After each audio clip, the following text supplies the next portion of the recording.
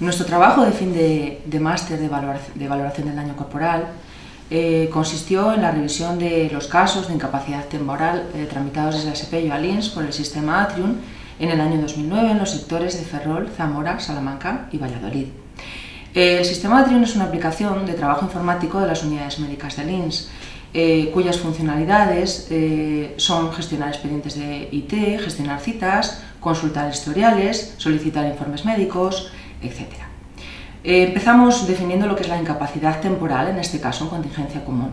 La incapacidad temporal son situaciones debidas a enfermedad común, enfermedad profesional, accidentes laborales y accidentes no laborales. La duración máxima de la incapacidad temporal desde el 2006 son 12 meses, prorrogables por 6 meses.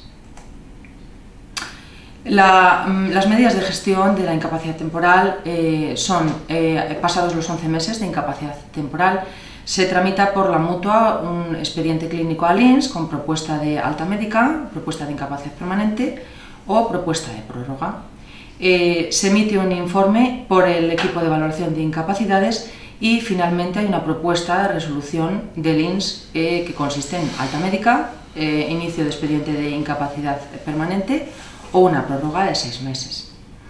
El objetivo del estudio es analizar expedientes clínicos que superan los 12 meses de incapacidad temporal por contingencia común en el año 2008 enviados desde ASPEIO, Ferrol, Zamora, Salamanca y Valladolid a LINS, utilizando el sistema informático Atrium durante el año 2009, y estudiar la correlación que existe entre los informes de la mutua y las resoluciones de LINS. Las fuentes utilizadas son el Chamán, que es un programa de gestión sanitaria de ASPEIO, Costaisa, que es un programa de gestión administrativa de ASPEIO, y el sistema QInfo para revisar los pacientes que componen el estudio. En total tenemos una muestra de 419 pacientes que suponen casi el 3% de los pacientes totales que estaban de baja por incapacidad temporal por contingencia común. En Ferrol, Salamanca, Valladolid y Zamora, en conjunto de pacientes fueron 419 en total el estudio. Régimen de trabajadores, por provincia se puede decir que en todas las provincias predomina el régimen general de trabajadores, menos en Zamora, que hay más o menos la mitad de trabajadores autónomos y la otra mitad son régimen general. En cuanto a enfermedades, a contingencias, se puede decir que en la mayoría de las provincias predomina la enfermedad común, salvo en Zamora, en que hay también accidentes no laborales. En cuanto a sexo, hay la mitad de mujeres y la mitad de hombres. Las patologías más frecuentes que constituyen la muestra son traumatológica, psiquiatría y neoplasias. La mitad de las patologías que componen la muestra de las enfermedades que tenían los pacientes que estaban de baja por incapacidad temporal tenían procesos de traumatología. Por grupos profesionales, se puede decir que la mayoría de los grupos profesionales constituyen la construcción, la hostelería, el comercio, mecánicos y otros grupos. Como destaca, a nivel en Zamora hay más pacientes que pertenecían a la construcción, a la hostelería. En Salamanca hay un mayor grupo de telefonistas y de construcción, y en Valladolid hay un alto grupo de comercio y mecánicos. En esta diapositiva podemos ver las propuestas que hizo ASPEIO. La mutua propone aproximadamente un tercio de altas, aproximadamente un tercio de propuestas de incapacidad y aproximadamente un tercio de propuestas de agotamiento de plazo. Por ciudades podemos observar que hay un número alto de propuestas de alta en Ferrol y en Salamanca. En Zamora hay propuestas de agotamiento de plazo y hay un alto número de propuestas de incapacidad en Valladolid. Respecto a las propuestas de ASPEIO y la primera resolución de LINS, en primera resolución podemos ver cómo la mitad de las propuestas de ASPEIO acaban siendo alta en primera resolución. Aquí vemos unos gráficos que aparecen distribuidos por ciudades, por centros. Hay en primera resolución, por tanto, un mayor número de altas frente al de incapacidades permanentes, siendo prórroga en la mitad de los casos. En Zamora y en Ferrol predominan las altas en primera resolución, mientras que en Salamanca y en Valladolid predominan las prórrogas en primera resolución. Hay 226 pacientes de la muestra inicial de 419 que llegan a segunda resolución. De ellos, la mitad se resuelven como alta y la otra mitad aproximadamente como incapacidad permanente. Solamente 22 de los 419 pacientes iniciales que constituyen la muestra llegan a tercera resolución. Aquí vemos distribuido por ciudades. Solamente 22, como hemos dicho antes, de los casos iniciales, que eran 419 casos, llegan a tercera resolución. De estos 22 pacientes, casi la mitad acaban siendo incapacidad permanente total, la otra mitad incapacidad permanente absoluta, y solamente hay una gran invalidez que concretamente ocurre en la ciudad, en el centro de Valladolid.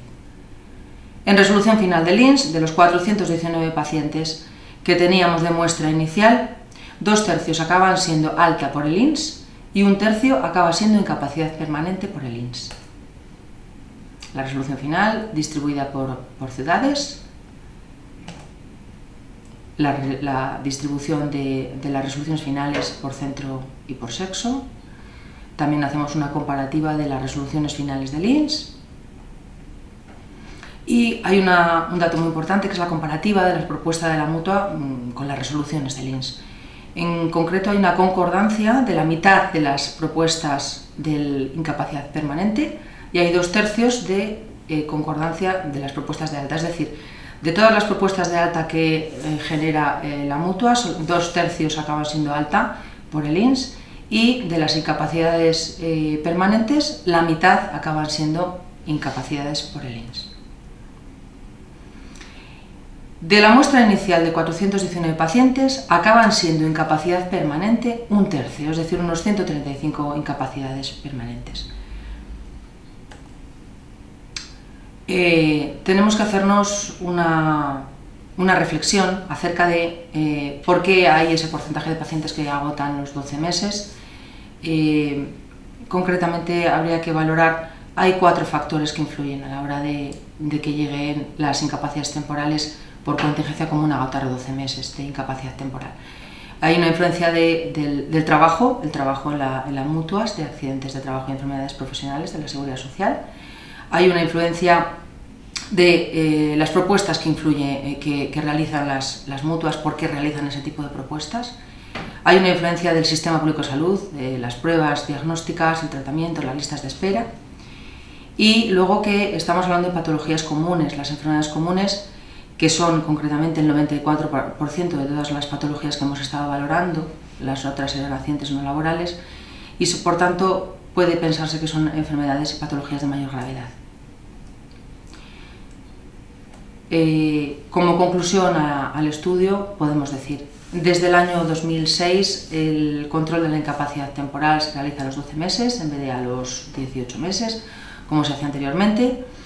Casi el 3% de los pacientes que agotan los 12 meses de incapacidad temporal son los que llegan a ser tramitados por el sistema Atrium. Atrium permite una forma una vía de cauce común de actuación para gestionar la incapacidad temporal entre todas las entidades implicadas. El tipo de proceso viene a ser sobre todo enfermedad común, hay una minoría en la que hay accidentes no laborales. El régimen en todas las provincias predomina fundamentalmente el régimen general de trabajadores. El sexo viene a ser la mitad hombres, la mitad mujeres en la muestra. Y podemos decir, del inicio de todos los pacientes, 2/3 de las propuestas iniciales acaban siendo alta, 1/3 acaba siendo incapacidad permanente. La mayoría son incapacidades permanentes totales, hay una minoría de incapacidades permanentes absolutas y solamente ocurre una gran invalidez en todos los procesos.